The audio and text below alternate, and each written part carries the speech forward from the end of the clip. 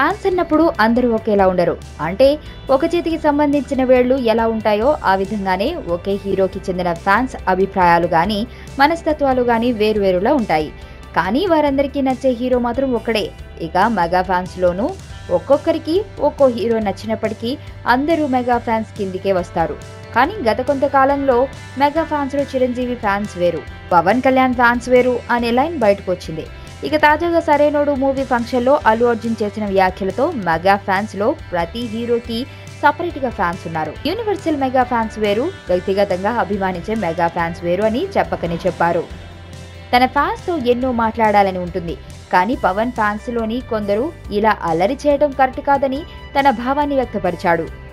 దీని అర్థం అల్లు అర్జున్ తనని మాత్రమే అభిమానించే అభిమానులతో తన ఫీలింగ్స్ ని పంచుకోవాలనుకుంటాడనే స్పష్టమైంది. దీని అర్థం అల్లు అర్జున్ తనని మాత్రమే అభిమానించే అభిమానులతో తన ఫీలింగ్స్ ని పంచుకోవాలనుకుంటున్నాడనేది స్పష్టమైంది.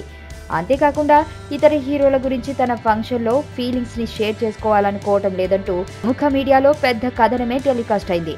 ఈ విధంగా చూసుకుంటే ఇక నుండి మెగా హీరోల ఆడియో ఫంక్షన్స్ కి కేవలం ఆ హీరోని అభిమానించే అభిమానులే హాజరు కావాల్సిన పరిస్థితి వస్తుందేమో అని అంటున్నారు. ఇతర మెగా హీరోలకి సంబంధించిన అభిమానులు వస్తే మాత్రం ఈ హీరోలకి మండేలా ఉంటుందని మీడియాలో వరుస కథనాలు వస్తున్నాయి. అయితే అల్లు అర్జున్ ఆడియో ఫంక్షన్ లో పవన్ ఫ్యాన్స్ కి జరిగిన ఈ అవమానానికి తగిన ఫలితం చూపిస్తాము అని కొందరు ఫ్యాన్స్ అంటున్నారు. ఇది ఎక్కడకు దారితీస్తుందో అనేది అసలైన మెగా ఫ్యాన్స్ లో అలజడి రేపుతుంది. ఇష్టం గట్టిగా ఉంటుందేమో కదా సూర్య.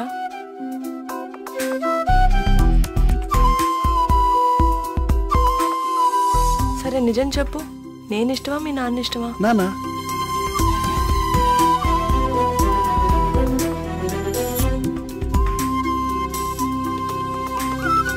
రాజకీయ నాయకులు అంటే రాక్షస జాతి ఏం కాదు సంధ్య. ప్రతి